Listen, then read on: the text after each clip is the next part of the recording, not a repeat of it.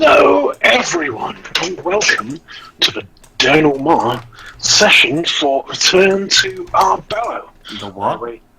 The denouement. No, the kind of wrap-up session where we go over what happened at the end of Return to Our Bellow arc, because we had some unfortunate microphone issues right at the end, and just going over some of the Shenanigans and what's happening in perhaps between the end of this arc and the beginning of Mon's Neck arc. So it is a bit of a handover session in that way. Yes. So I think to start off with, I'll go over some of the stuff that was happening right at the end of the session that the mic kind of screwed up a little bit. That sounds good. Good idea. So if we just go back in time as we're seeing... Let's do the time warp again. as we see PATHCO and the summoned frogs fighting with the corrupted Hezro demon in this pit of water surrounded by... Oh, yeah, I should probably open up Roll20. That's an idea. No. I also can't see us live on the channel. Is that actually a thing? Yeah, I can see it. Yeah, Oh, I can see it. It's just you. So, yeah. Sometimes it takes a while. Sometimes you need to do a little refresher, that sort of thing. Okay. So Anyway. as they're kind of surrounded by this clanking of steel on steel and the darkening of the sky as these kind of like volleys of arrows are going over their head from one side to the other, and right towards the end when the Hezro demon was, or the corrupted Hezro demon was finally slain, and the High Priest Scorner was kind of triggered by I believe that conversation was something like, "Oh, what are you going to do? You're going to grow a plant? The only plant I need to grow is the salad sandwich you had for lunch," and then the vines are coming out of his mouth, just tearing him apart. Oh, right. Turns into it.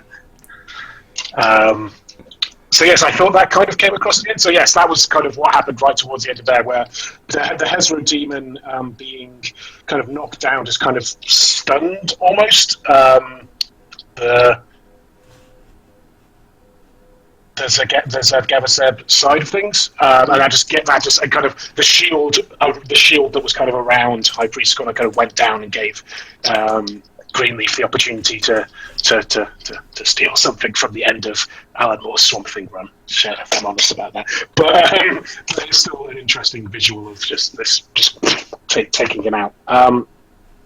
And as that was occurring, there was a great deal of kind of suspicion and hostility, even towards PATHCO down there, even though people were actively starting fights. Some of the Gavaseb cultists would stay and fight and be cut down and fighting to the last man, but a lot of them actually fled. Greenleaf kind of calling back, saying, "No, let's not all down as they're fleeing. Let's kind of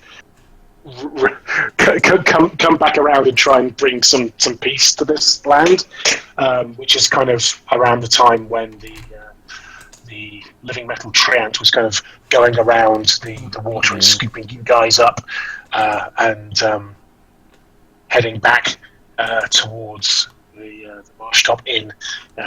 Very slowly.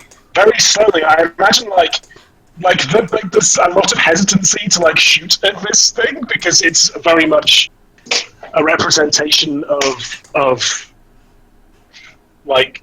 the natural world in a way that the corrupted Hezro demon was a representation of Gavaseb. So I think a couple of people might have tried to shoot off an arrow, but just pinged off it, and just no, just stop. As you guys were kind of going back down there, and the dog, the bloodhound, kind of gives you a nod as you kind of, it's kind of talking to Greenleaf. At the time, I mentioned Greenleaf saying you guys might have heard something like this as you were walking away, making some kind of reference to the green circle. But I think that's going to become a bit more obvious as time goes on. So, are there any other specific questions about what happened at the end of the session? Just to clarify. Was the dog? Was the green circle the name of the dog? The green circle was not the name of the dog. You've actually heard the phrase "the green circle" way back at the start of the campaign, actually. Was it when we ignored that dog? It was Going on. Yeah, no, it was. Cernos was discussing it. The Green Circle, I think you know, is the name of like a druidic organisation, and right back at the start, Cernos was kind of very disappointed in the way that kind of civilization, quote unquote, was kind of turning its back on these kind of things. And as you guys know as players, like druids were kind of not really a player class that we've been playing in PATHCO so far. That may or may not change as things move forward, but we can come on to that as it happens.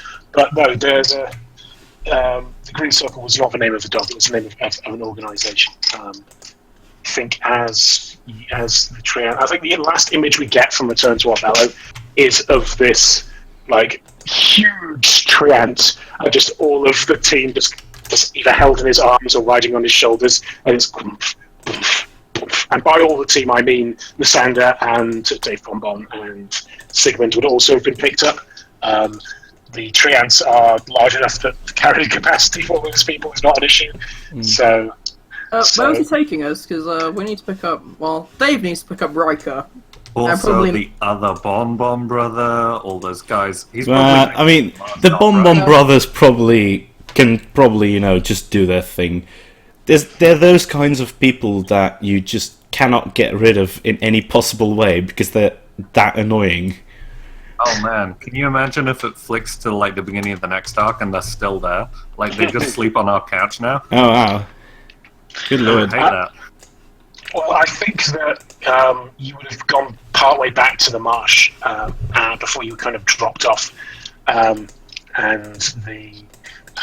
as you know, back when Trug first came into it, the thing with living metal treants was when there's magical power and lots of metal in water, that's where they go around. That was the clue with all the rusty weapons in the bloody water. Yes. I totally did not catch that. I didn't catch that either. I just wanted to get onto this tree so I wasn't in the water anymore, and I was like, oh hey. Yeah, I also didn't catch that. Maybe because like the whole treant thing wasn't really my shtick in this adventure, but Well, you say that, but Apollyon, do you remember the bluff? The actual 20 bluff he gave to Darla the first time, and what he actually said. That's true. He actually said, "No, you've got to go to the marsh and to Arbello, because that's where the living metal treants are." Holy shit!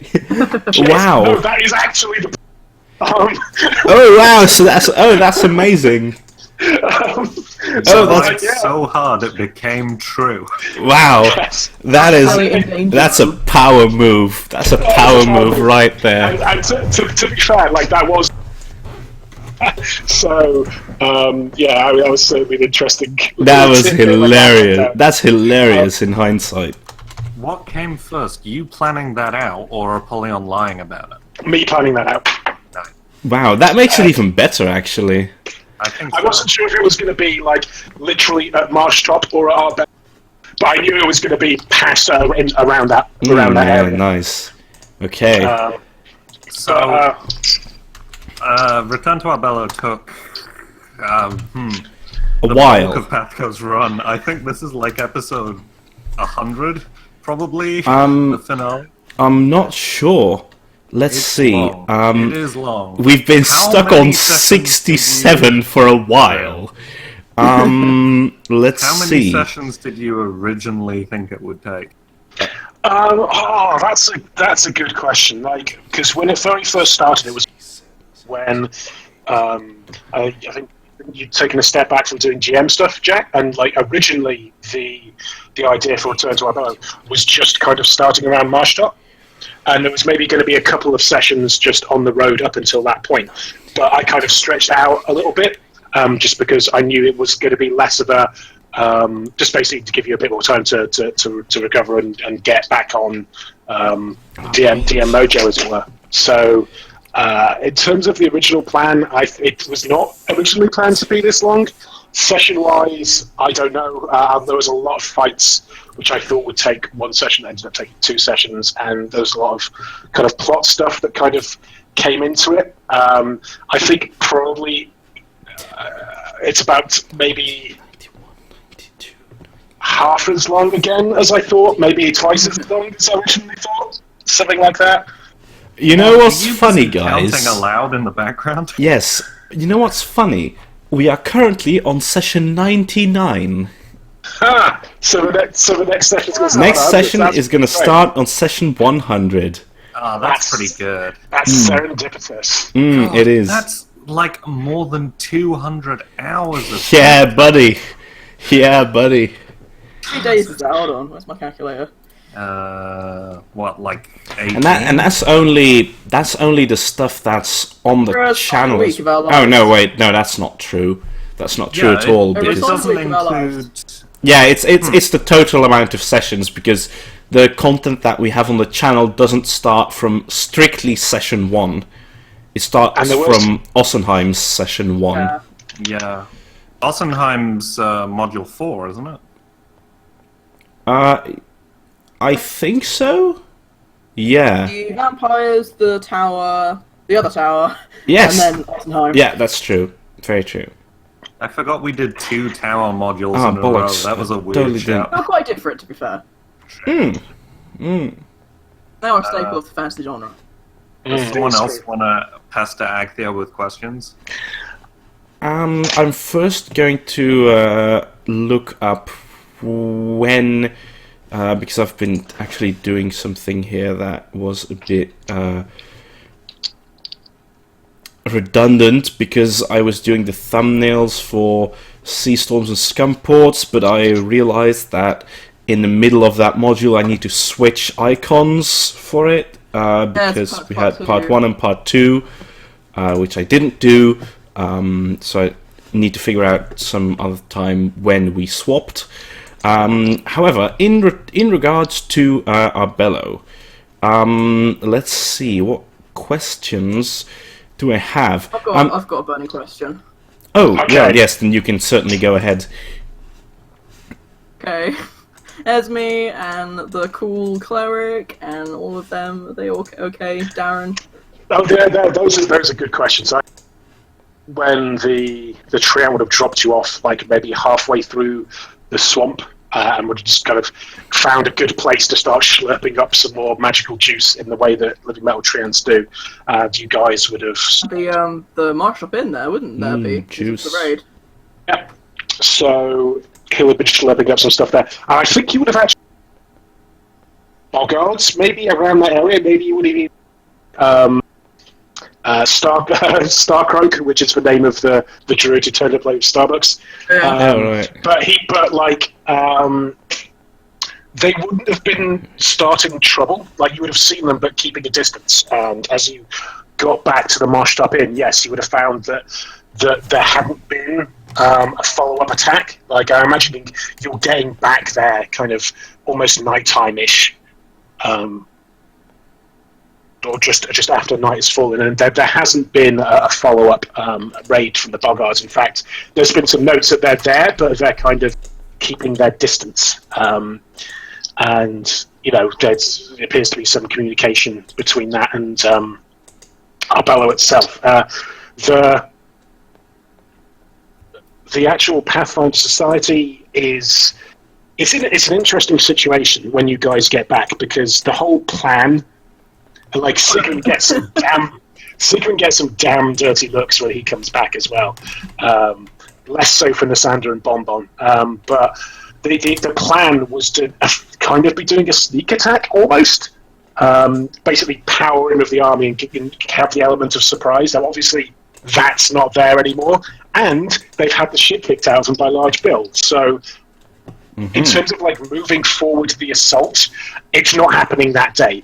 It's probably not happening for the next couple of days, as they kind of, it's like, no, we actually need to, like, we can't just, they know that we're here, we need to defend here and maybe like come back another time. So in terms of like the push to Arbello, especially since I'm imagining you guys, well, give a report back to Pathfinder about, you know, the Hezra demon being summoned and what had actually happened there, and that the Zev cult appeared to be defeated. So, I guess to throw that back, like, what does that look like for you guys, for like Fire and David Napoleon? How are you kind of reporting back on that? I think that Apollyon personally wouldn't be fucking bothered to report to the Pathfinder Society, but someone else can definitely go ahead.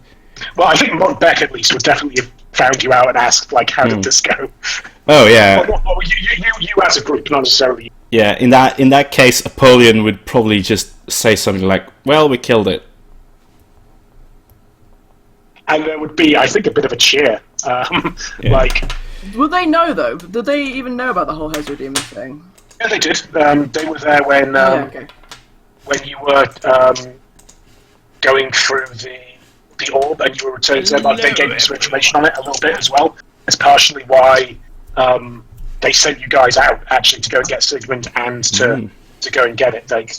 They put two and two together from the stuff that they'd found with Vlad. From what you were saying regarding...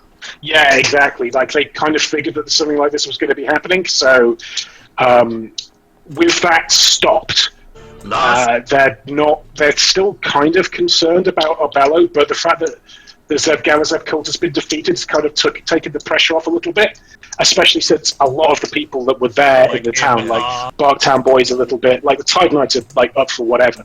But there's a lot of like feeling amongst the camp that actually, you know what, maybe the suicide mission wasn't a really great idea. What Dave would be saying, like, if it looks like people are still planning on doing the raid, like, there's no point. Like, it wouldn't result in anything. It would just be more like bloodshed, more dying, more parents dying. It's just not worth it. Yeah, I think there's definitely some people who definitely agree with that, and there's some people who are like, no, we've got to go do it. But I think in part as well, because saying this, people have, like, the ultimate plan is just kind of like, no, like, we're not going now, and we're probably not going at all. After a couple of days, at least. I don't know how long you guys would be staying there, but I think after a certain point, the Druid Cernanos actually turns up at Marshtop Village. And as he turns up there, the Bloodhound turns up as well and is talking to him and... turns up as well? Pardon? Turns up as well as Cernanos, whoever that actually is. Oh, so you cut out at the start of that. With Cernanos, and like, who is Cernanos? Other than the guy we saw at the tavern at the very beginning? It's the guy you saw at the tavern at the beginning. Okay. So we know about him. He's a druid and he's a member of the Green Circle, and the Bloodhound turns up not with him, but it turns up the dog. To meet him, coming back because the Bloodhound was there in the final battle. There is some conversation, and Cernanos is like, you know what? He once again comes out. You guys, like, you know what? No, I would strongly recommend you guys don't go into Arbello Castle. I am in conversation with the head of with Druid Greenleaf and Druid Starcroak. You know, we've been in conversation for a while. I didn't realise it'd gotten this bad with Zev Gavazeb, but now that they've gotten control, it's a very bad idea for you guys to go in there. I'm talking to them about it. If you guys need to leave, I can talk to Starcroak, and I can guarantee that you can get your people out of here. And the dog's like, woof, woof, woof, woof. And you kind of, I'm sure, you kind of, it would become clear if you follow that up that the dog is an awakened dog, and is actually a messenger that is part of the Green Circle, and that's how they've been communicating between Starcroak and Greenleaf and Cernanos for a while now, basically because they're all druids. Oh, right. We helped the dog out. Mm-hmm. We're in the good books of the Green Circle because we helped out the dog. Yep. Poor thing, you know. And yeah, certainly Cernanos is like, you guys need, like, just like, it's fine, you guys get out of here. And especially since Sigmund no longer like quite so bloodthirsty after it, like, just the wind is out of everyone's sails, and I think that the Pathfinder Society is able to fall back out of Marshtop over the next few days or weeks, to kind of fall back out there. And the boggards don't. In fact, the boggards might even help slightly, but keeping their distance. Clearing out paths so that the trucks can get there, especially with Cernos, the wagons can get there. A little bit of an anachronism there. Yeah, seriously, yeah, it would. Yeah, so the wagons there's a bit of draining out so the wagons can get out, that's kind of I think where Marstop ends, and there's probably going to be some follow up on that, but I've discussed that with Mon already. That is correct. We picked up all our mounts and stuff and circumnavigated Barktown. Yes, you absolutely got your I think the first image you get when you do come back is this frantic halfling just looking around Gilhelm, and Riker's there. He's like, he sees you, and he's just like, and then he notices Gilhelm's over. He goes, oh, that's where he is. So he is very frazzled, but Riker is fine. Ramona is drained. I think she was probably sleeping for a couple of days after the Marstop raid because she was pumping out so much fire cleric magic. But she is ultimately able to recover. Likewise, anyone else. I don't think any major NPCs were killed off camera. There was chat. If I was going to do that, I would put it on. There was definitely a point where those things could have been happening, but the dice did not go that way. So well done on that. Indeed. Does that answer your question, Egg? Yes. Cool. If you want any more details, I can give you a few more if you so wish. Okay. Okay. Okay, I have a question, maybe. Okay. How much did you plan out in terms of when we sort of had to make our own route towards the Marstop Inn? Was the teleport that we did planned? Was the possibility of that happening? Was there content between Marstop and Barktown? That sort of thing. Good question. In terms of the teleport, that was something that I actually brought in because of an offhanded comment someone, possibly Jack, had made in one of the earlier sessions, where they'd mentioned about teleporting there, and I'd kind of realised, oh no, actually, that makes sense. There would be someone in Barktown that would be able to do that. And so I kind of brought that in. I mean, the way that I was kind of doing the paths is I wasn't trying to plan too far in advance because there was some stuff that kind of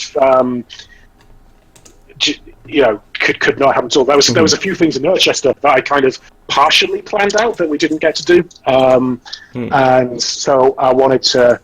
Yeah, because we didn't stay in Urchester for a very long while, did we?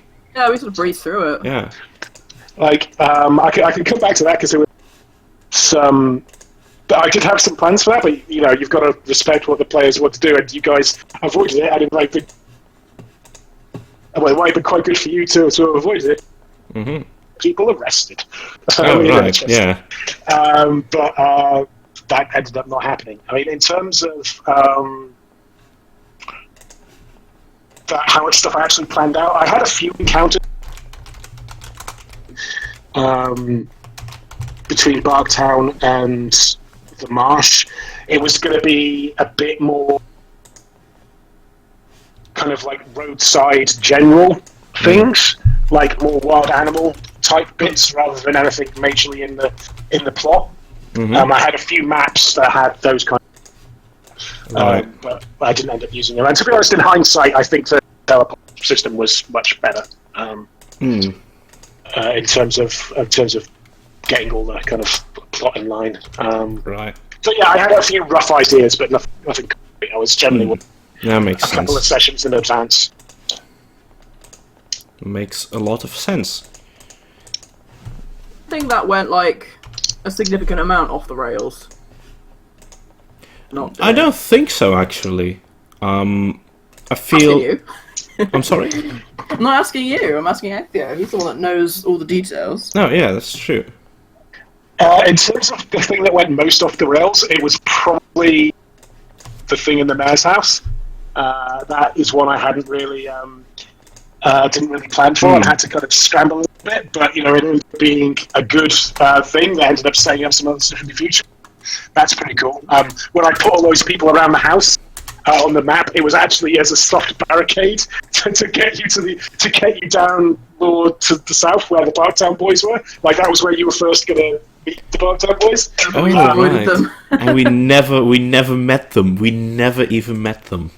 If you go back to the Barktown map, there's like an area. Oh yeah, if we could see the Barktown map, that would be cool. If I still got it, like some of the stuff I did. Still on the handout. Oh wait, actually, yeah, I can move us there because I have DM powers now. Yes, you do. You can. Let's see. Annoyingly, I did remove just the maps, which we never got to see, which is a shame. I could have shown you guys during this one. I'll bring you over to Barktown. Here we go. There we go. Hey, I remember now. So yeah, that was such a big map as well. It was huge. Oh man. Yeah, I do feel bad about that actually. So you see these tents in this kind of stable? That's where the Barktown boys were kind of going to play. So yeah, this is a huge map. It took a while for me to kind of do it, and you can see because you've got DM powers. Like my technique for making sure I didn't have to flip through things, because Mon will be able to see. Like I've got all the labels on the GM layer written in a really scrawled kind of. Yeah, I can see it. I can see it on the stream. Yeah. Like Barry, we've got Barry there. Was there another Barry, or was there? That was Barry's old shop. Oh, that was Barry's old shop. Oh my god. They turned it into They turned it from Barry's cobbling shop into a. Wait, is that the herbology? Florist. Yes. Yeah, the herbologist that Thyra and Dave visited, and we never even knew that was Barry's old shop. I think it was very briefly. Oh, maybe. That seemed like the sign being worn down. You could have seen it used to be some shop. But Apollyon never went there, so I didn't get to. Oh my god! He was going to start sassing. You're starting to cut out again a little, I'm afraid. That's okay. I was just grabbing a glass. Yeah. You're starting to cut out again. Okay, is that a little bit better? Well, yeah, but we don't know yet, as you know. Yeah. Okay, fair enough. I'm just sitting down. No, still cutting, I'm afraid. Still cutting. Okay, there's not a huge to do about that, unfortunately, other than getting a different headset. Could you? Do you think that restarting Discord on your end might work? Oh yeah, give me a second.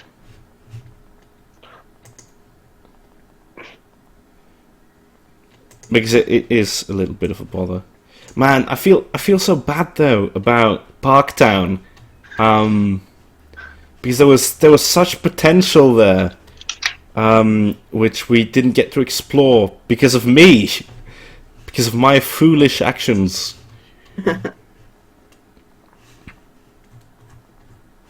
Man, are you still here as well, Jack? Oh, apparently not. Hello? Jack, I think maybe your microphone, there's something wrong with your mic, I think, because we haven't been hearing you for a while now, and maybe... quiet. Yes, I thought you were just quiet. Okay, hello, Ag. Hello, can you hear me? Yes, I can hear you. Okay, good. What's our server set to, by the way, for, like, this thing? What do you mean? Audio choppy stuff, and there's like you can, if you're the owner of the yeah, I think that Agthea would probably need to do that. So yeah, what do I need to do, sorry? It's like the region of this server. Like, where's it set to? That's a really great question. I don't know. Like, Europe, but there's one which is UK. Then if you switch to that, it might make it better. Yeah. Where do I change the region? Is there a Server settings overview. okay server settings? So this will be on server settings. Oh, I see. We're in Western Europe. Right. Any closer than that, are we? I can't. It doesn't have any more fidelity than that, I'm afraid. I'll switch to Central Europe, see if that helps. I've changed it to Central Europe rather than Western Europe. All right, that's good. So yeah, I mean, there's a few things that. Well, it's just the nature of things. Like the whole point with DMing something that's like this is that there's going to have to, and as a DM, you have to accept the fact that there's going to be stuff that doesn't come up. Because, yeah, of course. Because otherwise, you're just railroading the players into just doing set pieces, and like it becomes obvious after a certain point that that's what's happening. So you have to be willing for stuff not to come up to be able to give you guys that flexibility. And yeah, it's at least we can have these little tidbits. And it's the same with all world building, right? You don't have to show all world building you do. You just have to know about it and then it be consistent. Like the stuff with Barry's shop, like that was Barry's shop. That was always Barry's shop. And like in any descriptions, that will come up that it was like that. But it just isn't necessarily explicit. Yeah. Yeah. No, that's very true. That's very true. So I was going to say something about Urchester as well that didn't get done, but it relates to Thyra, so I'll wait until Jack gets right, back. that's a good idea. You can probably hear us. Hello, Jack, if you can hear us. But yeah, I thought so. But we can't hear you. Yeah. So yeah, basically on in Urchester, because the kind of mechanics of that session was because you guys actually caught Sigmund before I thought you would. Like from the very start, I was thinking, okay, you're going to get to the top of Arbello Castle when you find him, and it was going to be like you're walking through the things. You look up, and there's Sigmund on a high walkway fighting some trogs or something. But you guys just ended up really crushing it in terms of the optional stuff. So it's just like you've got to respect the choices that you guys have made. In fact, ironically, one of the first maps I got was a big castle map because I think, okay, well, the one place I know they're going to go to is Arbello Castle, and it's yeah, that's quite wow. Yeah. So we just did the dungeon. Yeah, and so it being underground, Arbello, it was going to be like going in through the top, and it was going to be kind of like a that Lord of the Rings kind of Shadow of War game more, where you're going through that bit, and then you go down and you fight like these two. Like fight some more of the leaders, and then basically go down, and that would have been the ritual, kind of how it actually was. Right. But I think there was a little bit of fatigue at that point. There was potentially going to be a point where you guys might have had to like hide out for a day to recover, like in Arbello. Oh right. Then go down the next day. Maybe, but that didn't really pan out, and they kicked off the ritual earlier anyway, because they discovered a few things, like they clocked you guys were there, and all this other kind of things, some toast, all this kind of other things like that. So, Like toast was that much of a giveaway, but I guess it was a combination of a bunch of stuff. It was a combination of that. It was a combination of the Boggards and Trogs like fighting way more than anticipated. Like there was a lot like that was kicking off, so that's partially why Marshtop kicked off and why the ritual did. They were trying to get it done, just because there was a lot more internal strife. So it's like, let's just get the Hezro demon out. Right. Yeah, I think that it is. Oh, sorry, no, please go ahead. Is like Dave gonna return to this area in like 40 years and he's like a troglodyte folk hero. Who knows? Maybe I'd like that. Like I'd love to come back to Finley being some kind of. I did hear that he was like getting someone to make him an action figure of Dave and Yes. all of his pets. Yes. Yeah, and complaining about them as accessories. Like in my head, and this may or may like who knows how things are gonna go. Like you can never plan. But in my head, like PATHCO the Next Generation has Finley as like a multi-class bard rogue person. Right. But like who knows how that's gonna actually like pan out. Indeed. But Right. that's good. Finley did well. I like that. And yeah, That's the troglodytes. and as Jack says, I can see Jack going green around his thing. But Yeah, it's unfortunate. Might for a moment though. But yeah, talking about Urchester, the thing there. Oh yes, because talking about like the delays, because you skipped the thing that was potentially going to be a big delay. Because I was as a DM, I've got to throw obstacles in your guys' way. Yeah, obviously, And when given the option, you guys chose to put yourselves at risk to get there quicker, like every time, and you have to respect that. But the thing that an Urchester was going to actually slow you down is that like if you guys were going to take a little bit of time just getting like supplies and stuff together, which would have been an absolutely sensible thing to do, right? But there were going to be things that came up for each character that were going to be potentially getting arrested. There was potentially going to be a prison episode. What on earth would Dave get arrested for? Well, I don't think. Well, here's the thing, right? I say there were plans for everyone. The Dave plan, I don't think was particularly. I knew whichever way it was, Dave probably was going. Let's probably put it this way: you were confident enough for the Apollyon plan to succeed that you wouldn't need the Dave plan. I was actually Getting in the wrong place. Napoleon plan, and it was the Fire plan, which was the interesting one. Oh, right. Like, I actually assumed that during Urchester, that Gladvar and Apollyon and Spyra were going to get arrested, and I'd have to make up like a prisoner character for Egg to play, and she'd be playing like because I'd imagine she'd be annoyed that she was the only one that didn't get arrested, and so I'd have her play the baddies and like the big prison brawl. I like that a lot.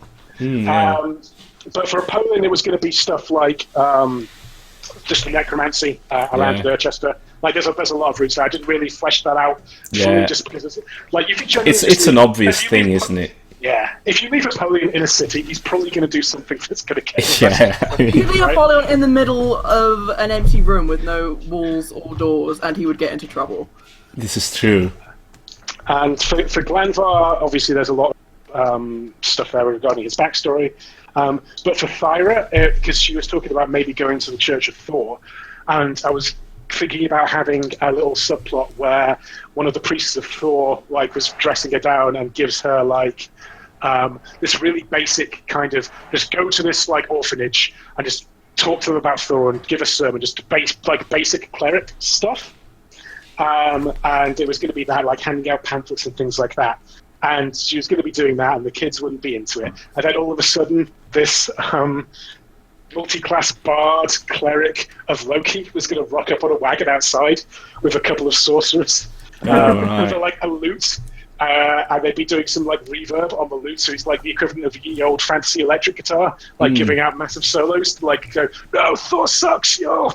And Fire would kick off. And Fire would kick off, and yeah, that was going to be a great sort of not quite a one shot, but like it'll be a fun kind of thing to still do in between major arcs. Yeah, like I was fairly certain were that to start, Fire would have got arrested. But like, yeah. But yeah, like you guys moved on, and you kept on target, like laser focus, and that's part of how you actually got to Sigmund before bad stuff started happening. Like, I think all the major NPCs got saved. Hey, it's like me. I thought Nasander was gonna go down at the end there. Then my tree buddy. Yeah. My tree buddy helped. like I definitely had the sander penciled in for probably dying, but that kind of didn't happen. There was the potential for him to kind of drop in earlier as like a Raal type figure to get you guys out of trouble like earlier than he actually did, which would have put him at more risk of being in trouble. But that's not how things turned out. And yeah. Indeed. Great. Oh, hello. Hello. Oh, what? Hello. Heck? Hello. Oh my god! I'm back in our audio-only podcast. Yes, indeed. Fuck. Wow, that's Jesus. strange. Did you change anything that might have triggered your I return? unplugged it and re-unplugged it about 17 million times. Oh, huh. Yeah, I know, right? Oh, Wow. I'm also now on Detect Voice instead, so let me know if the audio's bad. It's good so far. Oh, good. Hi, welcome to our return to our bellow even. Return to Arbello, yeah. So Welcome to our bellow. welcome to Arbello.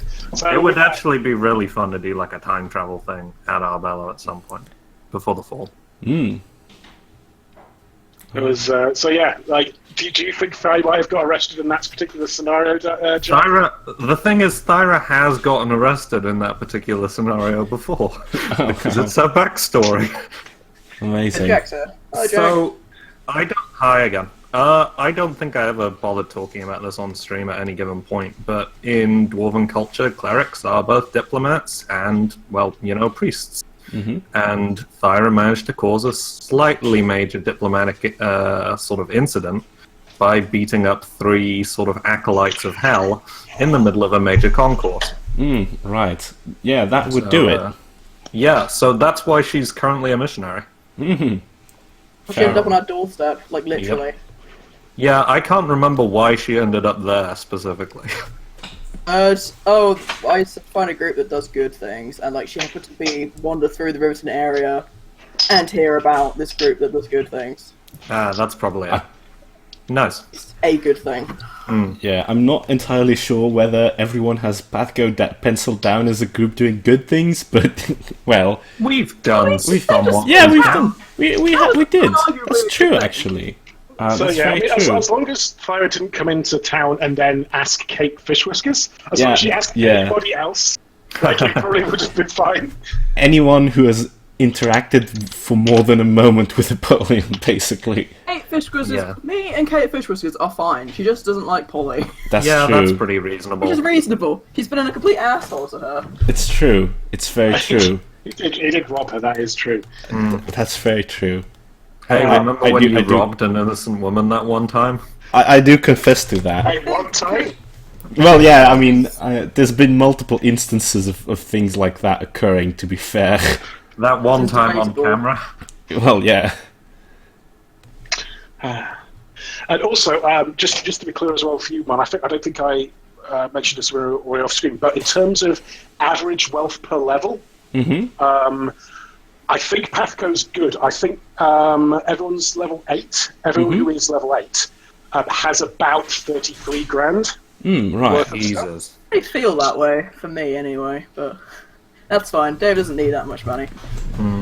Like, a lot of it's in items and equivalent value. Like yeah. like for Dave, a lot of it's in Vlad's shirt. Yeah, that must be Yeah. a lot. Yeah, I mean, I definitely wasn't trying to get on your case in terms of like, oh, you've not given us enough money or anything like that. That certainly wasn't my intention. But I think that most of my issue lies with the fact that I find a lot of magical items in Pathfinder a bit overpriced for what they actually do. But that might just be me. Yeah, I mean, it's what's in the book. Yeah, of course, Yeah. it's what's in the book, so I can't really say that much about it. I feel like it's just that adventurous stuff can sometimes be disproportionately expensive compared to real life, comparatively real life things in Pathfinder. Yeah. Like, the average night stay in an inn is probably like 2 silver, you know? Yeah, I mean, I just think it was something that I wanted to get in there just as we're coming up in levels as well, because CR is calculated assuming each character has Right. a certain amount of gear, and it would have potentially started becoming an issue. That's not to say that you can't have low cash games. There's certainly a very good you can certainly do that, and we kind of do it for B team. But when you're switching around DMs, having it be consistent, basically everyone would have to take into consideration when they're doing encounters the fact that the CR wasn't right. If we weren't using standard level to level. So that's true. That's true. One of the things I wanted to do in RTA was kind of just get that there. That was partially why you came across a haunted coupler's mill and everyone got magic shoes. Yeah, that's true. Hopefully it was integrated enough into the plot that it wasn't immediately obvious. So that was. I really liked it. I really did. I mean, mine haven't done anything useful at all so far, but they look pretty cute. So. What do yours do? You waft across the snow like Legolas. Oh, rad. Well, I did hint about the fact that next module might be set in a more wintry time period, so you can keep that in mind. Because I feel like, 2 feet of snow, that's a serious issue if you're 3 feet tall. Oh, yeah, that's true. I can imagine just people being freaked out by this sort of mound of blonde hair making its way through the snow. Happened multiple times on Scar. I started writing a story about Dave being 10 and stuck at Aunt Tilda's house because, the snow, it's not too bad. He was also, just about 2 feet tall at that point, if that. Yeah, that's true. I like this Gilhelm art that's going on. I figured that I should probably do a proper drawing. Got the helm and it's got the gills. Yes. Tram. So far, so good. Indeed. So far, so good. I always picture him with a big old tongue coming out of the opening in the helmet as well. Yeah. That's all sort of frog tongue coming out of one of the top eye holes. Oh yeah. Like the top left-hand one, and that's all we know about what's under there. Yeah. Oh, because he is now made out of frog tongues, primarily. Yeah. Yep, that's true. It's very true. That was also a good thing to get done as well. As well as obviously the plot of it happening, there was a bit of bookkeeping as well. We were able to sort out some of the character creation foibles that weren't quite working. Yeah, that's true, and that's very nice. They I'm very effectively made Gilhelm an actually useful member of the party. Yeah, exactly. Rather than novelty. Yes. But now Gilhelm is that's where some of Holly's wealth level has gone. Yeah, exactly. That's how the mechanics of it work. That's very fair because I've basically created an extra tank that we have now. It's great, which is quite valuable. It was very handy when Sigmund wasn't around and Thyra was continuously dying from trying to tank. Yeah. Especially now that I have the spell that I can use to heal undead. Does Gilhelm have nipples? Well, I think pigs have nipples, so... That's true, but frogs don't. So it's an equal any of the game other here. Things he's made of, so it's entirely up to you. Yeah, you can go ahead, and I'm going to make sort of a sum of his components and see... No, never mind. Yeah, let's just do some algebra to work out. Yeah, let's just do. Child has nipples. Which? Good advice. Yeah. In places where nipples shouldn't be. One thing I do need to work out regarding Sigmund is that his wealth level isn't obviously the one that's not there, but that's something that we can discuss and we can. Yeah, I think so. There was my original plan for doing that was based around some of the original ways I thought that the final battle was going to go, and Sigmund was basically just going to get his armor sundered and torn apart by a Hezro demon, just torn to bit, and basically have his armor destroyed. And there was going to be a new set of armor that he got sponsored for that was going to take up most of the level, but we can kind of because of the sponsorship deal that he has. Oh yeah. Who was his sponsor again? It was a scrying ass, which isn't there anymore. Oh yeah, that's true. Of course, yeah, of course. The burnt ass. Yeah, that's true because that got I'm burnt actually down. genuinely tempted to replace it with a new merchant's just called the burnt ass and have a different vendor there because I find it really cringy. or I found it really cringy. I thought it was fun. Nah. Okay, there we go. Also, I don't know what Leonard's voice is. That's fair. Also, if there are any questions from people on the stream about, the RTA arc, There are people on the stream? there is. Of course. Oh, hey, Hellhounds, how's it going? I've got a question. Way back when we were still doing Seaports and Scum. Oh, hey, Hellhounds. I mean, that one. Seaports and Scum, that's my favourite module. Seaports and Scum. That sounds like a very terrible unpaid internship. Oh. Sounds like B-turn. Yeah. I remember you saying that you had to change some of your plans because of the presence of... and like how cute he was? Was that true, or...? Oh, was this to do with Seth? Sorry, you cut out there. Yeah, it was because of Seth. I remember you saying, like, you mentioned something, that, oh god, I have to stop changing some things for my arc because of, like, how cute and sweet Seth was, and the fact that we had to, like, help him and all that, whereas previously Sig had been very... Yes, that's good. Yeah, no, good remembering on that. I mean, it's that tied in, because I hadn't nailed down exactly how the end of Arbella was going to go, but it was originally a lot less nuanced.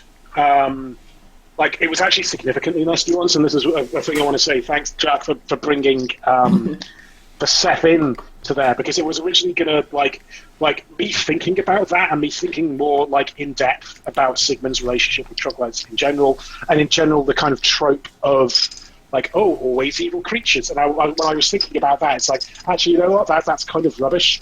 And me thinking about that was what led to there being the Druid kind of civil war. The fact that, the Troglodyte Society that had been influenced by external forces who had been giving power to an extremist group within them, a cult of Zeb Gavazeb, and having that as being a much more realistic kind of thing rather than this just castle of people that Sigmund's just going to run in and fight because they're evil. It was much better like that. It's what led to the Finley situation explicitly. It's like at that point was when I kind of got the idea of the action figure of Finley having the action figure of Seth. Because such a good moment. So good. So cute. I just love that, and it just led to like some other stuff that I think was good, or that I wanted to get across, like in Arbello. That like one of the things that was important to me was that, as well as because Return to Arbello is a lot of a story about Sigmund, obviously because he's what kicks it off. It's about PATHCO doing so, but it is also a story about Arbello. It's about the troglodytes in Zeb Gavazeb. And the Druids, it's about how their culture was influenced by people outside and trying to make their own advantage out there, how they were taking advantage. And it was why it was really important to me in terms of the final battle that what PATHCO were doing wasn't solving the problems of Arbello. What they were doing was dealing with the Hezro demon, who was what the other external forces had brought in. So, ultimately, the issue of the Zeb Gavazeb cult in Arbella wasn't solved by PATHCO, even though they came in and did stuff because obviously they're the protagonists in terms of the adventure. But in terms of the overall kind of socio-political aspect of Arbella, PATHCO didn't come in and go, you know what, here's what you should be doing. Like, no, they did solve that themselves once PATHCO removed the other external forces, and that was something that I definitely wanted to know, because there's a lot of like kind of sketchy tropes about external groups going into group things and solving the problems. White savior. Sure. I specifically wanted to not be white savior. Very hard for that not to be what was happening, and hopefully that came off. Yeah, definitely. Yeah, it's very nice. I thought that was a good vibe. I always love the whole sort of no entirely evil races, although I suppose demons and demons princes and stuff are kind of more... Yeah, I think that's different because in that case they're outsiders rather than natural races. They're not... They don't... I suppose even then you can have like imps and stuff, which you can probably bargain into doing good things. Well, yeah, you can probably. I mean, there's rules and stuff for like bargaining with demons, but usually, like the prerequisites for getting them under your control are a bit. You know, you have to do like sacrifices and stuff. So that's. Oh, did you read that wiki entry as well? Isn't that really interesting? I did read the wiki entry for the sacrifices, because, well, I don't need to explain why I did that. But Pastime. yes, it's pastime, exactly. Yeah. But yeah, it's quite interesting. It's really peculiar that there's like a really big entry on like becoming a demon through like oddly specific and really mechanically laid out rituals, which implies like that an that add-on people thing. have been like really looking for that kind of thing before. So that's I quite. suppose if you have an evil party, No, that's true. That's very true. And you're a load of edgelords. yeah. Well, I don't know. I think that A bit harsh. like, well, obviously, like if you handle that badly, like an evil party, you know, don't go into depth a lot about like the characters and stuff, you would end up with I think that something that involves that is what we call the Basiliahedronic tavern, because basically there has to be a corner for everyone to sit in. Yeah. Oh, yeah. Yeah. Yeah. Oh, that's great. I do Yeah. love that. I think that, yeah. It was in like a video talking about like you know, tabletop RPG tropes and stuff like that. And I think it was talking about someone's experience with like a rather pretty edgy group that sort of reveled a lot in sort of their stupid little bad guy antics, and I think that started with him like coming into the tavern and saying something along the lines of, you know, I think that tavern must have been like 4-dimensional because there was a corner for every one of them to sit in, which was quite funny. But yeah, evil campaigns, it's something. I think that you can get a lot of interesting stuff out of it if you do it well. Equally, it can also be really bland and silly if you don't. I really like that there's now a section of the PATHCO world map that is sort of reserved for Boggards and Troglodytes. Yeah, that's true. That's very Somewhat true. Sourgwyn.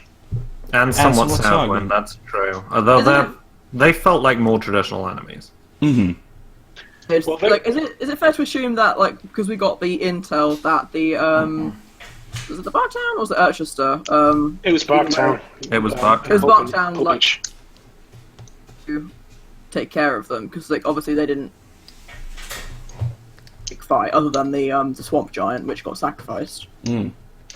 Well, that's a really good question. That I've talked to about this. I'm not much information would be immediately available, but I'm guessing if you guys came back through Barktown, you would notice that they're barricading up like the. I suppose actually, is it like how did you like think what things were going on regarding? Because I kind of know what the relationship was between like Sepsis and the Boggards and the Troglodytes. I mean, you would like I think it would have come up when you talked to the Pathfinder Society that like the Baron Sepsis and his troops, like they're mercenaries, like they were hired. That's the impression I got because they had the coins on them. Yeah. Oh, right. Duh. Yeah. Like if we thrashed them or if we helped like the Pathfinder Society or the Barktown militia or whatever to thrash them, then it'd be like, the pay's not worth it, and just sort of leave be. But certainly they've not. And you also kind of one of the things you did get from I think this came up when you were handing over the Apparat Sphere, was that they were kind of concerned specifically because that Baron Sepsis had enough people to do a proper attack, but they hadn't been doing it. Right. So obviously they were waiting for something. Right. I mean, what you could probably put together at that point is that they were probably waiting for the Hezro demon to come down. Right. Yeah. But And they were just doing like sorties and scouting beforehand. yeah, Oh. and I think knowing now that they were planning on having a Hezro, like, and if you mentioned this to the Pathfinder Society, like, someone there would be able to put that together and goes, okay, yeah, they were probably waiting there, like, just holding it at a point where it was just enough to, like, make Barktown difficult so people couldn't go further north, but not enough that they got a major amount of troops there. Right. Because one of the things I wanted to have, because going on with kind of the plan of the Zev Gavazeb cult, was that I never liked it in video games or shows where the kind of the antagonist plot doesn't make sense and only makes sense in terms of the protagonist disrupting it. Yeah, So, that's a classic so kind I of kind of silliness. Yeah, so I kind of wanted the plan to make sense. And if the protagonist hadn't been there to stop it, then it would have worked. Yeah. But we stopped it because we're the best. Yes. Yes. So, yeah, I mean, who knows how that's going to actually turn out, because that was a very, there was a lot of stuff on Pulp Beach, but certainly Barktown had not fallen. I mean, as Hellhound says, would you guys have gone back through Barktown? Because what if Gervais there? Yeah. I don't know where we you guys totally would go. avoided Barktown for that reason. Yeah. But like you would know, like they like you've got people with you the Pathfinder Society would have told you if Barktown would have fallen. Like this is a thing that could be checked. Like Toast can start it. Like it certainly seems to be like gearing up for defense. And so I realised something, Mon. You were asking me about if I had any plans for if you hadn't teleported. I just realised that I did have a couple of maps just lying around. I was going to randomly just drop us in there to see how well planned those were. Super blank stuff. I don't think on this one I'd even planned out any things. I just set it up. Because I wasn't sure what you guys were doing, so I made sure I had just maps that were there that I could just drop people into. Like if your emergency decided I needed to have an encounter. Right. Yeah, that's quite clever. Oh, these are some really nice maps. Yeah. A little bit more open space than we got for a lot of Return to Arbello. No offense intended. It was just. Yeah. Where are we again? I'm I'm a DM. I'm a DM, so I don't automatically get moved. It should. Yeah, there we show go. you where the party is. Oh yeah. Yes. Oh yeah. That's indeed. That's quite open spaced. Yeah. So it was going to be slightly more that kind of thing, more plain-like. Right. I thought I had some ones. I think I must have deleted them. Like I think I deleted the Urchester map I did, which I was kicking myself about because that had the big Urchester Square with all of the little sub churches where they had everyone standing on The soapbox. soapboxes, like shouting to each other. But I deleted that. Oh yeah, there was a Church of Thor. I did still have the Church of Thor.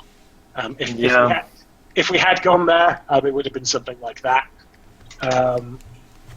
I think Thyra might stop back there on the way back, and she probably... I talked about this in text chat, but I just like it as a scene, is her dropping off this letter that she's been working on and off, for about 3 months, and she's amended it into a letter of recommendation for Donovan to be a cleric in training.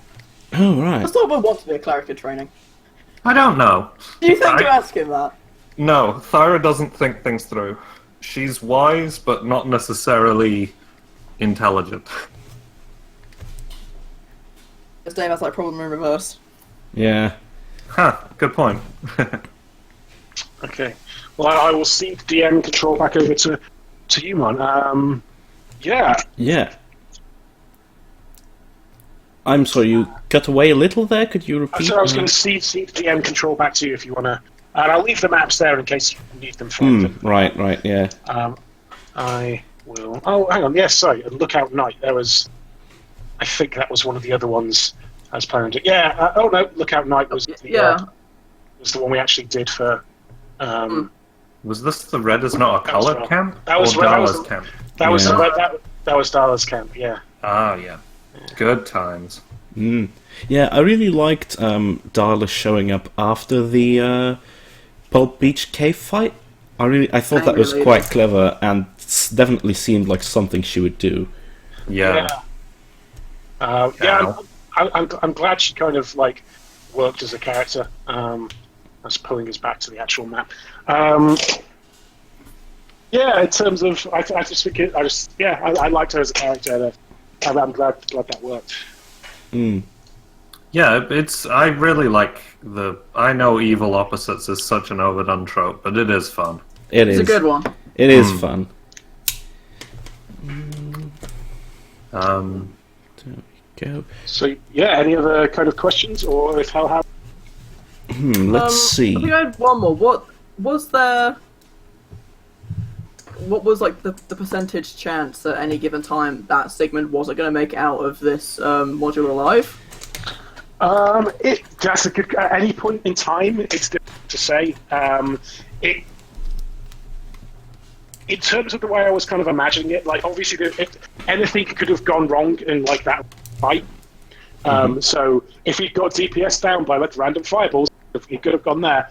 But in terms of like more plot reasons, him dying, I think if it had taken a very long time for you guys to get there, that was going to be the major thing. And like the longer it took you guys to get there, the more NPCs would have not made it plot-wise related. Yeah.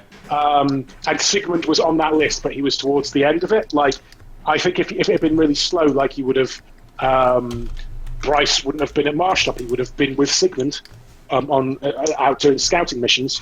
So it would have been, if kind of like those kind of Right. speed tests failed, like Bryce would have died, and Sander would have died, and then if it was really slow, Sigmund would have died, and that's not counting like random dice chances whenever they're actually in the fight, because that could always get bad for it. So once you guys had kind of made the choice to be very quick out of Darktown and hadn't got caught in Urchester, the chance of Sigmund kind of dying was relatively low, unless it happened in combat. Just because kind of he was out of the danger zone, but then it was like Bryce was the danger point at that point, if that makes sense. Oh man, that would have been really awkward as well, because Bryce's daughter was the lady who first hired us. That's very true. Well, she hired us, but she's looking after Daryl, the sacrificial wombat, as well. Oh yeah. She offered payment, I think. Didn't she? That's definitely part of where you would have got the money from, is the payment. Nice. Rad. Right. Yeah. I'm trying to think if I have any other questions. This has been really fun. I quite like talking about stuff like this. We do it quite a lot in the Discord chat, which obviously doesn't show up on stream, but you know. Let's see. Just out of silly curiosity. Ooh, silly curiosity. Was there ever a chance that we would end up in St. Dismaston? Yeah, if you guys had wanted to go to St. Dismas, like you could have gone to St. Dismas, and I think if you had not teleported, then there was a chance that St. Dismas probably would have come up.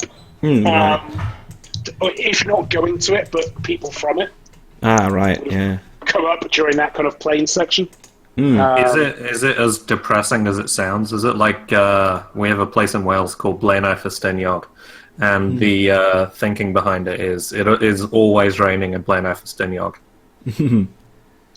I think it was. I hadn't quite pinned down exactly work, but in my head it was kind of basically the place for Darkest Dungeon. Yeah, exactly. Because it's. I'm not sure if you guys know this, Egg and Jack, but Saint Dismaston is a reference to me doing a couple of Darkest Dungeon playthrough videos.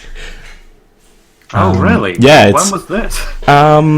I think that they're still on my channel, actually. Oh, weird. And they're just because like Dismas is one of the two starting characters that you get in Darkest Dungeon, and I had this thing going on where I said that because like these two starting characters are obviously like revered by most players because they're the starting characters that you get, and Yeah, most people, they stay in your party. maybe you should try relogging because the cutting out is getting a bit worse again. But Okay. it seemed to decrease when you relogged. So, Okay. but yeah, basically, it's a reference to my Darkest Dungeon playthrough. Huh. Yeah. That is a deep cut. It's Only true PATHCO fans will know that, because Yeah. most of the players didn't. Yeah, that's true. It's true. So yeah, basically, because what I had going in my Darkest Dungeon playthrough is that I called my town Saint Dismaston, because like Dismas died in like the tutorial in that playthrough. So I sort of had it as a gimmick that he was the venerated saint of my my town. Oh, rad. Yeah. Huh. Well, Funnily well, enough, it happens to be that there is an actual Saint Dismas. Oh, really? And the character Dismas in the game is a highwayman of class and is based on the actual Saint Dismas, who I then proceeded to make into a saint without knowing that he originally was a saint. Oh, he's one of the dudes on the cross with Jesus. I think so. Huh. Was he the thief? Yeah, Yeah. he was a thief. Yeah. Huh. Well, it makes sense for him to have a highwayman named after him then. Yeah, exactly. Yes. What? I think she just said it does. Oh. But yeah. Ag, if you're talking, we can't hear you. No, we can't actually. I'm talking at the moment. Oh, yes, now you're back. I know why this happens sometimes. Yeah. Very Oh, well. strange. Do we want to do some pre-stuff for your module, or shall we keep chatting about You know, RTA it's for a funny bit? because I call them that in my files. I always write modules Oh God. because of course. Because of course you do. Because of course I do. About Let's. what Dave would do between sessions, but I don't know how long we have, if he'd have enough time to do it. or not. Well, Oh, we've got 40 minutes. I can. In game, would there be enough time for Dave to do this thing that he wants to do? I can lead Oh, I into the following thing. There is a fair amount of time between Arbello and this new module. Probably. What season do we reckon it is right now? But late autumn. Yeah, I Late think we autumn. thought it was autumn. Yeah, because I think that especially after like this whole Arbello business, I think that it probably, because my module would be starting sort of early winter, but I think that we may actually have gone the year around. What do you mean? Oh, I mean- like it's the 1 year anniversary in universe of PATHCO. No, I mean that because it's late autumn now, right? Instead of the new module taking place shortly after this, so the start of the winter, we would actually go the year round and start the start of winter next year in game. Wow. Too much of a time jump. I mean, Maybe that's a bit much. We thought we had the B Team Beach Day, which is sort of kind of canonically, unless proven otherwise. Yeah, a year is much. happening. That is true. Well, Maybe it's like very early autumn. Yeah, I think It's you definitely could say. autumn time. Yeah, Yeah. maybe if it's early autumn, then it would make sense. I think. Yeah, I think that would make sense. Yeah. 'Cause Yeah. in my head, it was like about a month between these sessions. yeah, or- that seems Yeah, about yeah, that reasonable. makes more But, sense like, than The than in beach day this. happening concurrently with Return to Arbello was like early September equivalent therereof, and if this is more like January, February time, that's still quite a few months. Yeah, that's Yeah. true. That makes a lot of sense. I really like that. That's very good. Okay, sweet. So we get 3 months downtime. Yeah, that's true. Huh. Good amount. That's what Dave needs. He's gonna sleep for about a week of that. Yeah. He probably. Do you think he goes back to Scar in that time then? If it's that What long. Dave would do, I think. Like he probably, if like Tilda happened to be around he'd probably invite her over and like she'd just hang out for a few days and then get back to doing whatever weird thing she's doing. But I've decided that to help with getting over all this, Dave wants to set up a songbird aviary that trains songbirds for sale. Oh, right. Wow, that is niche. Where? How? Songbirds. He loves songs. Combining the two, and like probably having like at least one actual legit employee in Dave's songbird business. Where is this? I assume it'd be in Riverton if we're still in Riverton. Are we still in Riverton? There was talk of us moving. That depends on what you guys want to do during the 3 months that we have downtime. If you guys want to move, What do characters want to do? Yeah, Do characters want to move? True. let's actually cover for a moment like how Sigmund's reintroduction to PATHCO is going down. Yeah, like that's the factor, because I think he's probably going to be. He's just going to be going along with it for probably about a month. Like he's going to be pretty out of it. The one thing I kind of want to do is an effective retraining. I don't think this will be. I think this won't actually be a retraining that happens over the month period, but it will represent some of the stuff that's been going on. But his fatherly advice feat. I think as part of him kind of moving away from being this fatherly advice type character to kind of falling into like this pit of despair, I'm going to swap that out. I'm going to for another feat. I haven't quite figured out exactly what it's going to be yet. Probably power attack, but I just need to because that would make sense, right? That represents would make sense. Moving away from. It also like allows for a lot of like flow through for other feats. Because it's always when you're like reading up a feat. Oh, that's good. Oh, I need power attack. Great. Yeah. The feat trees in this game are fucking ridiculous. I swear to God. I don't know. I need to be half goblin or something weird like that as well. I was just looking at a number of ones which require you to be a orc or half orc. So probably that. But I'll come back on exactly what that is. There might not be something that's a better fit than that, like narratively, but I think that's probably the one I'll end up going with. Right.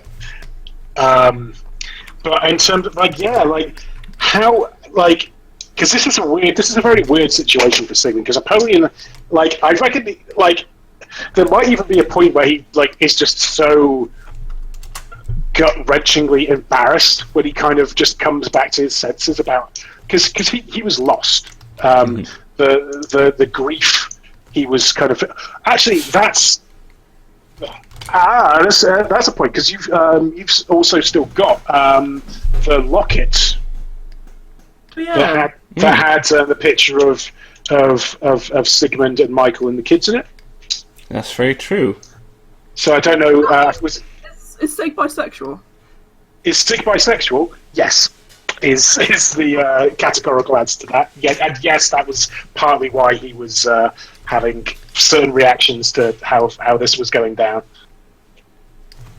Where's my stuff? Well, we should probably return his locket to him. Certainly. Definitely, we'll definitely give it back. So, that's something that he cherishes a lot, and anyone that was kind of not. Obviously the reaction that he has to seeing this is one of living someone extremely close to him, which was part of the thing. Sorry, for a while, but I also kind of realised that's not a great trope. But who knows if Michael is actually did he get it or not? Who knows? Sigmund didn't see that. It could be, because people thought there were no survivors of Arbello. People thought there were no survivors, so I realised, when I was getting more trippy, having that as the backstory, I realised, yes, this is. I kind of fell into the same trap that Griffin did in Taz. So who knows if that's actually what happened? Maybe that was Travis. So we'll see what pans out with going in there. But yes, no, Sig has always been bi. There were periods that it was going to come out in Ossenheim, because when he was trying to seduce the lady, if that didn't work, his next plan was literally going to be to seduce one of the dudes. Oh, right. Good plan. Yeah. But that didn't come out there. No, that was such a funny moment, regardless, though. It was great. That whole thing was great. But yeah, I mean, what's the reaction of other Pathcoites to Sigmund? Like, because he's going to kind of be keeping to himself and just be very embarrassed about getting everyone killed and like falling into this pit of despair, and he's also very relieved to find out that it wasn't actually his fault. What am I doing? I just realized that I've spelled Gilhelm wrong in every instance that I've drawn him and saved the file with his name. Well, to be fair, on your character sheet, Apollyon is still spelt wrong. I don't know if you Oh yeah, that's true. I should really change that. Is that because in one of the I spelled it wrong? I don't know. In one of the files, I have him down as Gilhem, and now I've accidentally saved him as Gilhalf for some reason. Yep, he's my favourite character. Looks at smudged hand. Yes. Gilhalf. Yeah, exactly. I am terrible, absolutely terrible. I think Thyra's reaction to Sigmund just being kind of broken is probably like, there's like 2 weeks of really awkwardness, because I think they used to spend a lot of time at the Hook in Hand, and Thyra doesn't really drink right now, so that's fair. It's just them sat at a table in silence for a couple of nights. Then Thyra pours herself the first drink since Cobbler's Mill, and explains that they hired Vlad to do a thing. So it's Thyra tells them that. Okay. Actually, on the side note, Hellhounds, Gilhelm did actually lose his wings. I reincorporated them just sort of into his body mass, and he doesn't have the flying ability anymore. A wing-shaped dark patch of gross skin. Yeah, pretty much. He can use them, they're there but tiny, and he can use them to fan himself. Yeah. Like a horse tail. The character in My Little Pony, which you won't know, but I'm going to show it to you because it's hilarious. Oh, what's his name? Applejack. That's a pony, I think. No? Okay, Google, work with me. John. Yes, there is. John.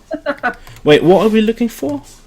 I don't know. Egg is talking about ponies. Thinking about with tiny wings and thinking of this character from My Little Pony. Oh my god, what the hell? Good lord. Well, that's something. That is horrifying. I can't remember what his name is. He's a personal trainer, though, I think. Or like a massage therapist. Why doesn't it have ears? Oh, he does, I think. Oh. It's shocking. Shocking. Is he part of the main cast? That would make for an interesting show. I mean, all the kids want is body horror these days. So, Hellhounds is saying they're called bulky biceps. It's bulky biceps. Okay, yeah, I can work with that. That sounds about right. His name is Bulky Bicep. Well, isn't the that thing? Is actually pony naming convention, if I recall correctly. Yeah, it's like really very like specific attributes, right? That they use as naming or something like that. Weird. It is strange. Not main, but like one of them recurring NPCs, as it were. Right. Well, that's one way to identify, the main cast from the NPCs, as it were. Indeed.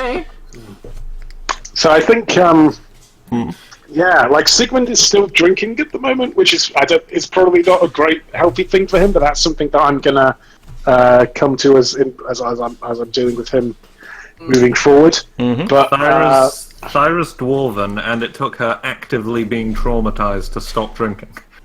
That's true. Yeah, and Sigmund, I think he probably storms off when he finds out that you guys hired Vlad, but kind of after hired Vlad.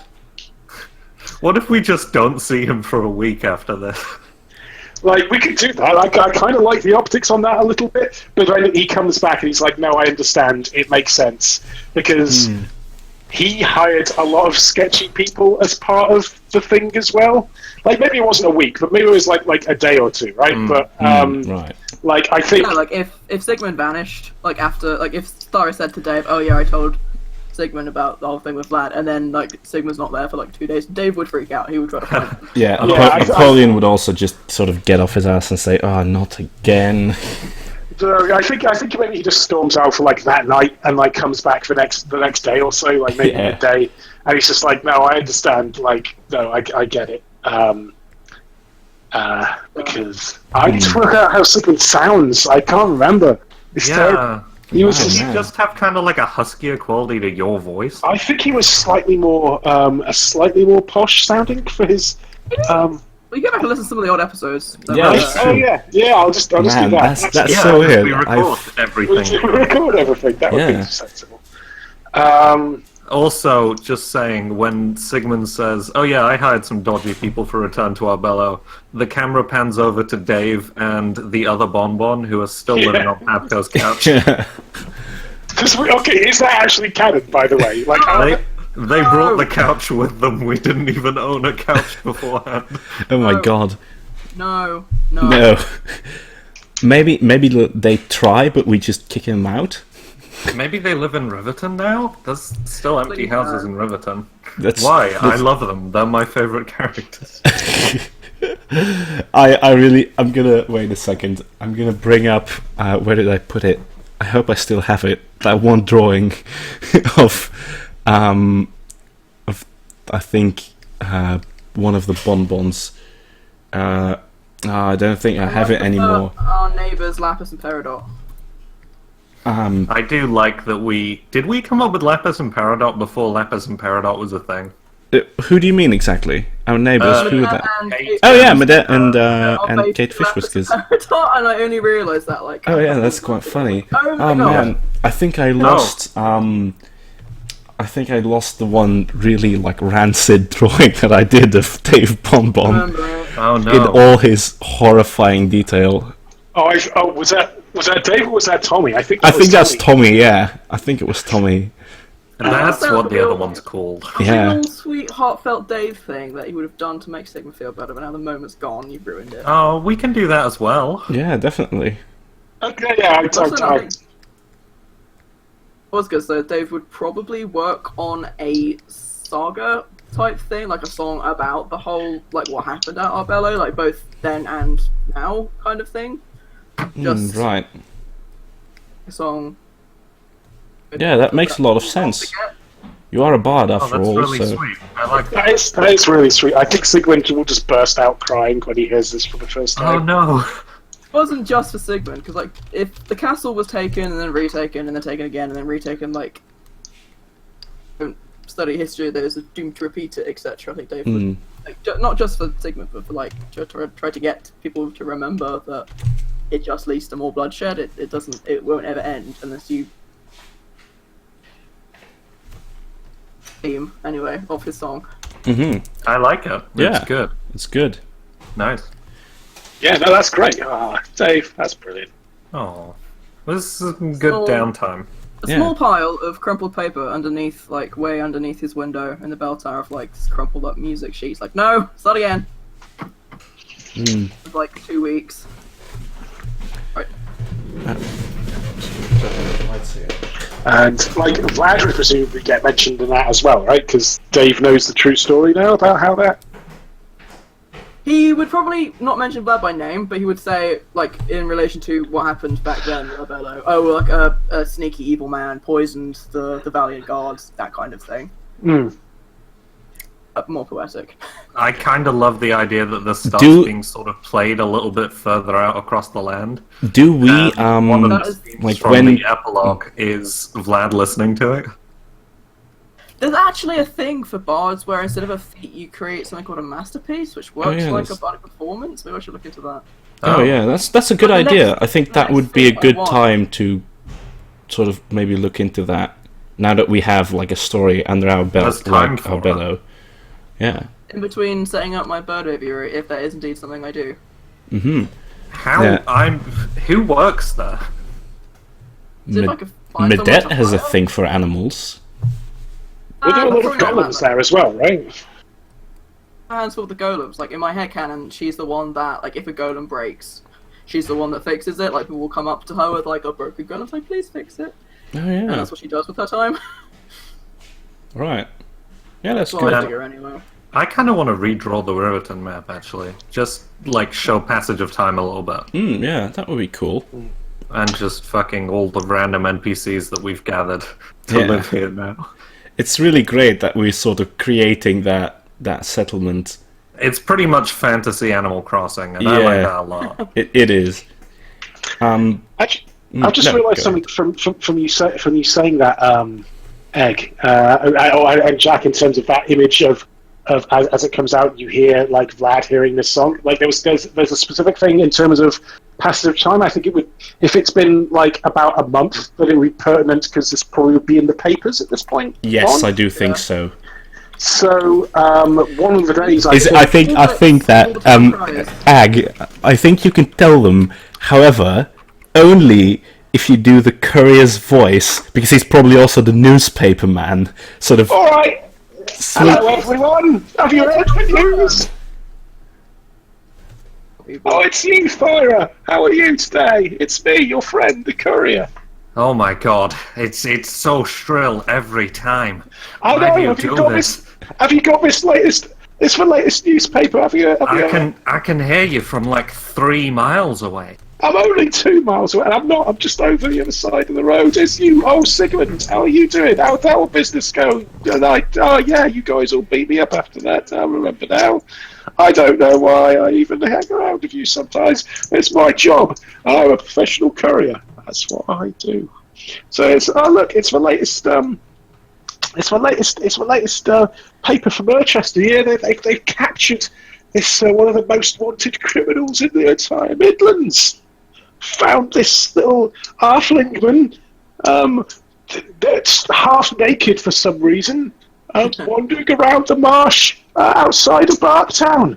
Took out a fair few guards, but they managed to finally capture him. Send him off to that secret high security prison. They say, I don't know where that is, or maybe I do. I'm the courier, but so he doesn't say anything here. I'm the courier. I know everything.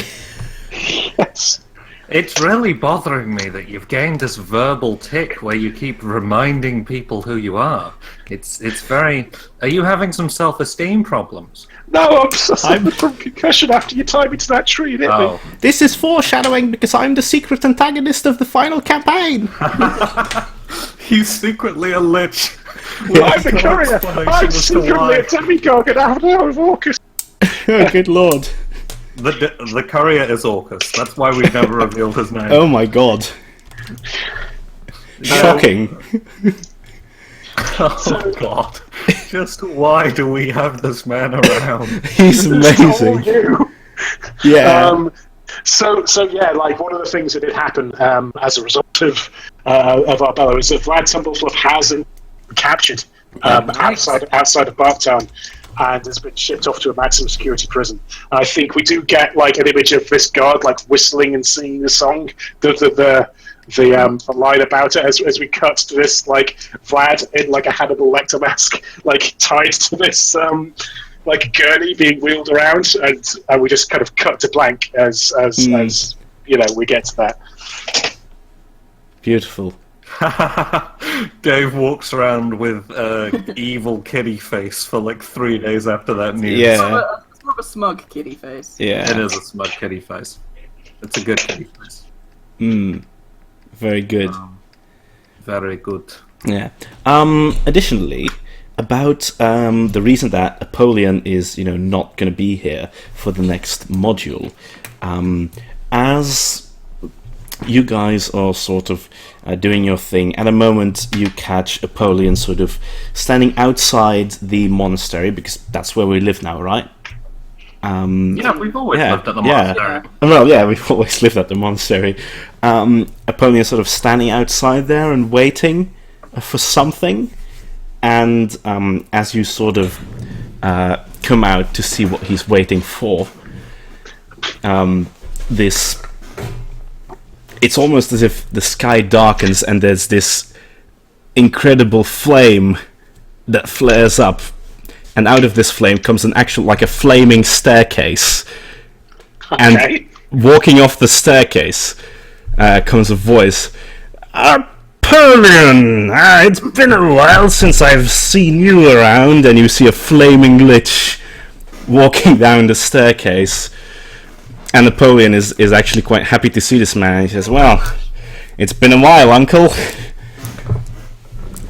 And you can see them, like, everyone's sort of terrified of the fact that this flaming lich man with an extremely well-groomed moustache has appeared, but his flaming form sort of disappears, and he looks like a normal, well, one of the Buckhearts, really, and you see him and Napoleon sort of talking about some stuff, and making a moment to leave. And Napoleon tells you that he is going to be spending some time, now that this whole thing is over, with his uncle, retraining some abilities and, sort of doing some research along with him about Napoleon's main goal, which is lifting his family's curse. Well, curse/blessing, if you will, whatever it is. Yes. And as they sort of make a moment to go away, Uncle Azazel sort of says, "Oh, wait, I don't think I." And Napoleon sort of asks, "What's the matter? Come on, summon the stairs, old man." And he says, "Well, I think I might be out of spell slots for that one. We're gonna have to." Do you have like a carriage driver around here?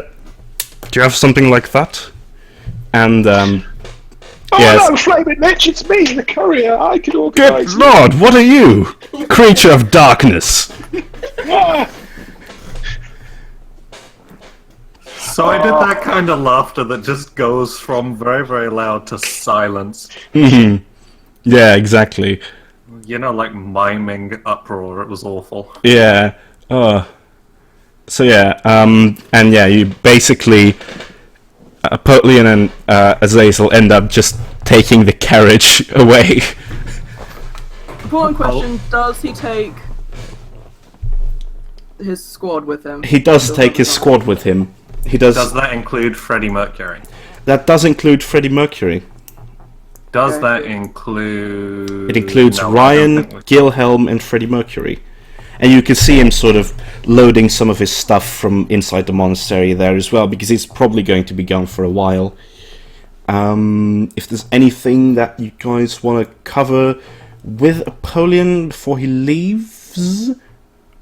I think Sigmund will have taken him aside at one point and just said thank you to him for telling him what he needed to hear and not putting up with the shit, basically. Right.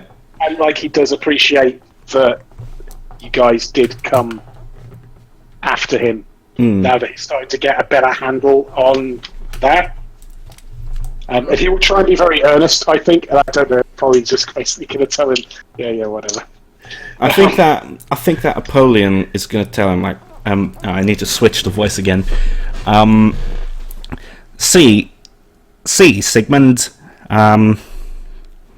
And I think he sort of tells him about some of his past experiences when he was working as a mercenary in earlier times of his life, and he kind of recounts a tale of people doing basically what Sigmund did and dying for nothing. And he sort of says, so, I hope, giving him a glance, that you keep that in mind. And yeah, Sigurd will definitely give a nod at that point. And yeah, I think that Napoleon actually does sort of hold out his hand and shake his hand before he leaves, which is basically the most of fraternal intimacy that you've ever seen him do. But it's something nonetheless. So yeah, yes. In that regard, Napoleon. Anyone else? Or? Yeah, anyone? I think Thyra probably I think she probably, like, blesses him, which is kind of really cringy, because she's fully aware that he doesn't worship Thor, and in fact probably isn't super religious in any manner. Probably gives him a rash. Yeah, I think that Azazel is, like, standing well back. He's like, Azazel is just sort of standing behind, like, a wall, and... Behind a lead sheet. Yeah, he's just standing behind a sheet, yeah. Was it Sangal? Lethe and her crew. Oh, yeah. He disintegrated half of them by accident. Oh, yeah, that's true. Before we realised how channel energy actually works, but that's fine. Yeah. Cyrus was just having a weirdly good day. Exactly. Yeah, I think if you want to say something like that to Apollyon, he says, well, my uncle's mansion isn't really that close to Ossenheim, and I really don't plan on going there anytime soon, but, you know, if I do run into them, I'll be sure to let them know. Oh, also, like, safe travels and shit, I suppose. I don't know. Whatever. Send a message if, I don't know, you get kidnapped or whatever, or go on a fool's crusade. A lot of our friends seem to do. Cult. Or that. Yeah, true, I am forgiving you for that. Did you start a cult, Apollyon? No, you have to tell me all about that. Oh, I did quite a bit of that in my time. Oh, that was very fun. I think you remember? And then he sort of starts telling about, like, some cult that was popular in the time that he started and things like that. And it's like 200 years ago, so... Yeah, it's like stuff that's in the history books now. Good. Like, someday, I would want to see what happened if Uncle Azazel and Great Aunt Tilda met. But today is not that day. Today is not that day. Who knows? They might It meet. could be that day. But for all I know, that would be a mindfuck. Maybe. What? What if they were, like, in their time where they were both still... Well, when Tilda was still younger and Azazel was his undead self, they were, like, sort of, like, typical sword and sorcery rivals, sort of like He-Man and Skeletor. That would be pretty funny. I've read the Last Hero by Terry Pratchett, but No, I haven't read that yet. There is something like that between. I haven't yet that read. Cohen the Barbarian. Oh yes, I do know Cohen. Yeah. Directions for Aunt Tilda, and there is also a bad guy, and they've got a very like, my old nemesis. That kind of sort of they're enemies. They're very jovial enemies, and they. Yeah, I think that might be a thing. Yeah. That kind of. Especially because, like, for Azazel, I think that it's because he's like an immortal lich. Basically, he gets more satisfaction out of, you know, the whole spiel and theatrics than really achieving any goals in particular. Oh, you can turn into a lich. Yeah. Okay, yeah. So at that point, Apollyon is gonna leave with Uncle Azazel and his stuff. And then we are gonna come into... Well, time passes, of course. We'll cover at a later date what exactly you guys did during the passing time, and it's now sort of starting to become winter time. The first snow has already fallen, but it's still mostly really rain that's coming down, and at a certain night you guys hear a lot of sort of waddling around outside of the monastery. And when one of you, maybe Dave, I don't know, do any of you particularly have, like, sleep on the first floor, maybe have a window, something like that? Dave sleeps at the top of the bell tower. Oh, right, yeah, then I think that Dave would definitely, when he looks outside, see a solitary figure in a big cloak, because it's winter time, so everyone's cloaked up. To a solitary figure with a lamp in one hand and something like a paper or a letter in the other, sort of waddling through the snowy mud and coming up to the monastery. And this shady figure comes up to the front door and gives the knocker that's on the door a big rap, and yeah, you hear in the middle of the night during winter times sort of on the door, and that is going to be the start of the next module. Okay. Hey. So I was just thinking, imagine if we had a really ornate sign for PATHCO on the door of the monastery, but then underneath it we have a blackboard so that Sigmund can add a different slogan underneath it. Oh, I really like that. Oh, I really like that. So yeah, I don't know. It's Yeah. probably like dirty deeds done cheap or something. I don't know. Yeah. like I think it takes him a while to get back into doing that again, but I actually think putting the blackboard there might be something that happens like maybe a couple of weeks into it, and that starts getting him back into the PATHCO headspace. Office recovery plan. Aw. Oh, that's good. I like it. Yeah. I just like Riverton in general. There's something really nice about seeing like evolving storytelling like that. That's true. And Maybe just we won't move to see it. I don't know. I think I think that we have a lot of things that we need here, don't we? What's that? My aviary. True. I I kind think of it's like the That's what it'd idea. be called. Oh my god, it's called the Daviary. That's the word. Oh my god. Oh yes. Oh my god. I was kind of thinking it was almost like a Victorian fucking greenhouse or something. The Dave. Oh my god. That is Aviary. god tier. God tier. pretty Absolutely. That's great. That is A grade. Jesus, that's the worst, but kind of the best as It's absolutely the best. It's the worst in no possible way. well. God. I'm not gonna make this So we're doing. Oh, do you wanna say the name of your new module, Mon? A better future, isn't it? Yes. Or our better future. It's the name of the module. I said it the other time as well, but the name of the upcoming module is Our Beautiful Future. Ooh, Sounds ominous. very rapture to me. Yeah. Oh, that's always a good sign. Yeah, no, that's rad. I'm really Yep. looking forward to this. Will that be next week? Is everyone around? Is Haggis coming or not? Well, we are handling. I've been talking to him about that, and we are handling that over the course of the week when he's had like a bit of time to decide what he wants to do. Yeah, that's fair. Happy either way. Okay. Yeah. I'm probably only around. I could probably do either day next week. Actually, now I think about it. I might have a dog on Saturday though, so that's a thing. But it'll be fine.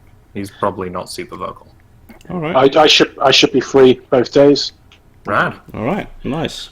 My cat's not going to be causing any problems, although we have had to put a child lock on the fridge because he opened the fridge, got into the fridge and ate all the cheese. He's Oh my That's god, that's a boy. smart cat. That's a very Well, smart here's the thing, cat. right? He's really not very smart, except when it comes to getting into food. Then he's really clever. Everything else, not so much. We've had to buy a new bin as well that's got a lock on it because he got into the bin where some like chicken Right. Yeah. tray juice was. And it's just like Typical. Absolutely typical. I mean, good cat though, strong cat. I approve. yeah. Say hi to him from me. I will do. Nice. Caesar is his name, isn't it? Caesar is his name. Yes. Which is still a really good name for a cat. It's a good It name is. for a cat. Sorry, yes, interrupting there. Yeah, but next weekend. Yeah. Yes. Looking forward to it. PATHCO Module 7. Module 7. Is that right? Our beautiful future. Yeah. Yes, Our Beautiful No, wait. Future. I think it's 6, guys. Oh, really? Is it 6? I don't know. No, it's the monastery. The Ossenheim was 4, Scumport was 5, Oh, shit, and I forgot Arbello about is 6, so Scumport. it is 7. So it is 7. Cool. Yeah. 7. Nice. Be a lucky number, you know. Beautiful future. Yes. Rad. It'll be nice to have a change of scenery. I'm on board for some snow and stuff. It gives me a chance to design a winter outfit for Thyra. Yes, Fuck yeah. indeed. Definitely a little winter outfit for Dave that makes his arm stick out. Like, if you've ever seen a 2-year-old in a padded coat, it's like that. Oh, yeah. Does he have those mittens that like thread through the back of your jacket so that he doesn't lose them? Yep, and you can also swing them around like weapons. Yes. Yep, that's it. They're weighted for some reason. They have knuckle dusters built in because Wow. Tilda made them. Incredible. Alright. Sounds about right. Yeah, Well, then, I guess. Are we kind of done with this then for now? I think so. Yeah. The PATHCO, the Path PATHCO show. Wow. And thank you everyone for enjoying. Hopefully, Return to Arbello. Thank you for everyone for playing, and thank you everyone for watching. Yeah, and we've looking Thanks for forward to DMing it. Yeah. Looking forward to the next session and what Mon's gonna be doing. Super looking forward to it. All right, thank you very much. And I've also had a great time playing Return to Arbello. So yeah, Good game, guys. Good game. GG. good damn game. Good game Next indeed. one. Goodbye, everyone. Goodbye. Goodbye from the world of PATHCO.